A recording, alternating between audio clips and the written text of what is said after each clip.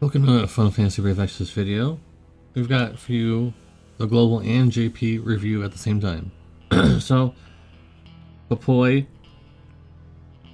150% amp even without EX2 is unlocked.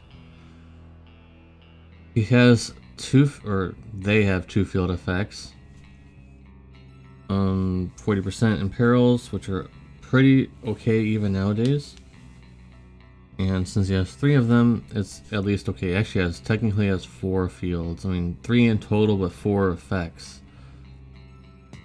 So, I don't know when you would ever use any of these other ones, unless you don't care about his damage or their damage. This is decent though, 40% fire and peril. And unfortunately, that still doesn't do any damage. So your only real damage in terms of just doing LB damage is just his regular LB, which is maybe good for some of you guys. But the modifier isn't very strong. And you can already tell, like, this is the biggest nail in the coffin. You can just tell. Do I even need to say anything? Just look at the screen. Do you see that chaining family? Do I even need to say it? That this unit is just not very good. When his main damage focus is that. So he does get 550 times mod buff for all magic attacks. So in fact, all of these are like 1,200 and some change probably. And does he have any other mod buffs?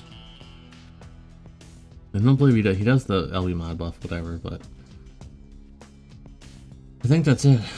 So in essence, you want to pull him just because it's Popoi and you like Popoi.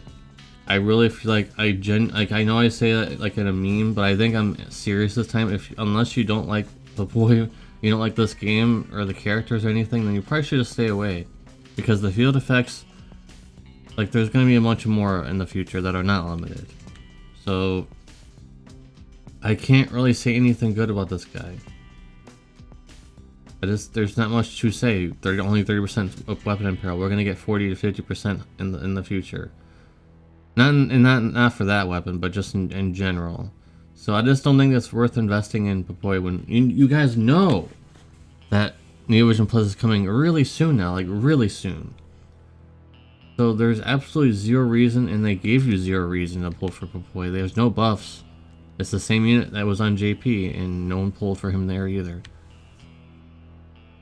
So I'm gonna go ahead and give him like a 6. And he's only getting a 6 because of the field effects. And I mean, it might tempt a few people. Moving over to JP. We have Arus, who we've already had a unit for, I believe. But he has a 500 flat attack and magic on his TMR, and his STMR is a complete joke. It's literally whatever his name was, I can't remember anymore. It's been so long since I've even used his name, but you got the tactics unit. His upgraded STMR is 100 attack magic. All the bonuses is just as 25% LB damage. It's a joke. Those whole collab, part 1 and part 2, their STMRs are so bad. I don't know if that's on purpose or just stupidity. I don't know. So I'm not gonna go into the whole thing, with this guy, because he's the same as everyone else. 120 times mod buff, 510 times max LB modifier without this.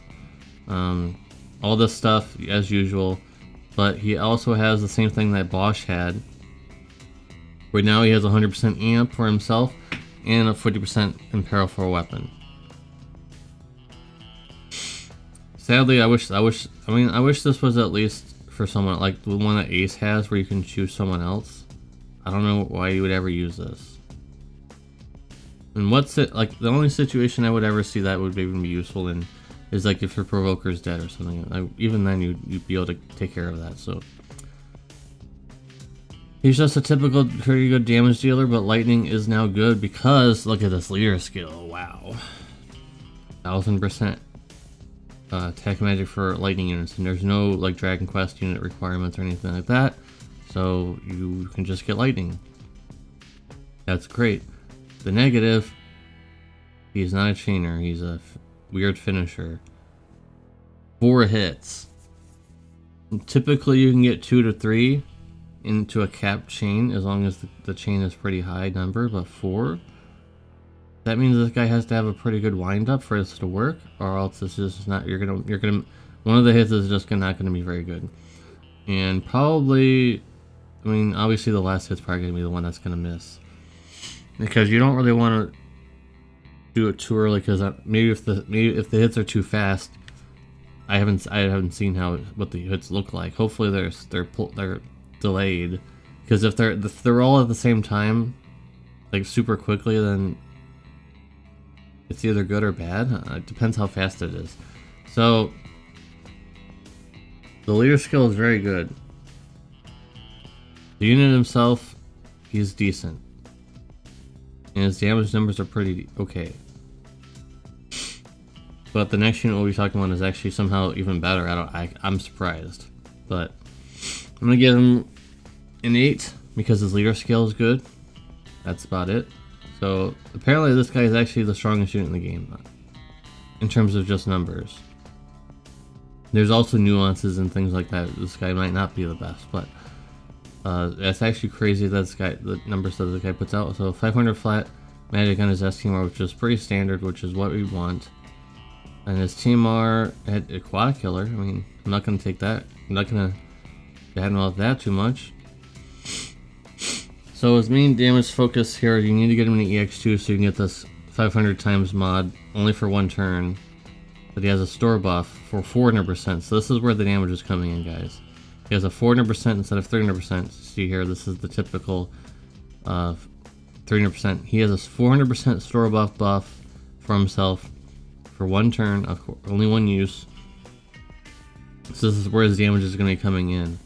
And he's very similar to like Regina or the old Noctis, where you use a bunch of, like, or Graph, you use a bunch of abilities and then you do something.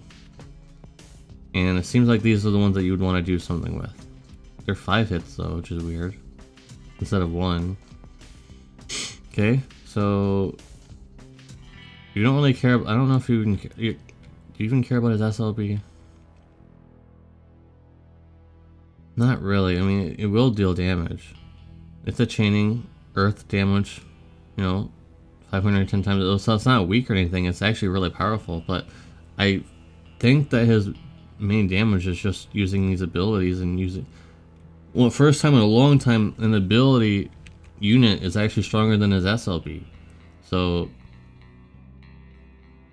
yeah, I mean, 400 times. What is this for? Oh, it's probably for these 3, obviously. So 4,000 times mod. I mean, come on. What is this? That's crazy. I didn't even notice that when I first looked through. I looked at all this stuff, and yeah, these modifiers are pretty big. So you would combo this with, if you get an EX2, you get the 400% store buff. That's just crazy. Oh, I forgot to mention, this guy is actually a overdrive unit, so you're not going to be using these 2 together, but if they would work together, he would get a 300% buff as well on top of a 400% buff. On top of this 400%, I can see why he's going to be doing insane damage now. So this guy is actually, I think he's the strongest magic unit in the game, and just strongest unit in general. So yeah, he's very powerful, but I don't know how long that's going to last. He doesn't have any imperil, like weapon imperils, it looks like. Does he? And look, because there's a lot of stuff on the screen. He has a 50% amp. I mean, it's not that great. It's something. And only 150% killers. I wonder how long this guy's gonna last, because he doesn't have any weapon imperils. You need one of the previous collaboration units that has a 90% spirit break and also 50% rod imperil. It's like a really weird name, Ricochet or something. It's the Saga unit. You're gonna need her if you want to make this guy good. So that kind of sucks, because and also you probably would like to have the other Saga unit, just the base Imajin unit that has a 70% Earth field. I think that's what he has. It's not Gustav. It's this girl. It's Ellen, who is also just Saga anyway. So I was right. I was kind of just in the same ballpark anyway. Saga unit. She has a 70% amp field. So you would want that, and you also need this unit to make Majin good as well. And she has somewhere in here this ability, 50% Rod and Peril, and also 90% Spirit Break for 3 turns. That would help him out a lot. He needs both of those. So quite a bit of investment. Typical, usual stuff you need for Neovision Plus units. You still need to support them. Also, you need someone who can give 100% amp because he doesn't have any. He only has 50% for himself. Here and also on an ability. So I'm gonna give him an 8.5 just because he's really good. But I just don't know how long this is gonna last. I don't know what next month is gonna look like. Maybe it's Final Fantasy 7 and they make it super busted. Speaking of that, all those EX4 buff things are kind of like just not really that useful. That's why I'm not even looking at them in this video, guys. It's just not worth my time. It's not worth your time. The only like really notable thing is that Tifa, the Avalanche Tifa, got like a 50 times mod buff on a cooldown. I guess that's okay. All Sephiroth got was more attack, 1,000 more attack, and I think he got like another use on one of his grandest abilities that gives him stuff. I mean, just whatever. Not worth time looking at. All the other units are probably just, not worth it. They're not really putting a lot of effort into this. So really, the only benefit you have of using this system is just getting rid of a lot of your copies that you have of older units that you may have gotten a lot of. In my opinion, I feel like that's the only use of this. I know I made a big deal out of it at the very beginning because I thought they would actually be taking this seriously, but they're not. Just go look at something like look at all these other units that just got them, and it's just like that's it. So yeah. Alright guys, that's gonna be for this video. I gotta get out of here. I'm gonna be late. Appreciate you watching. Peace.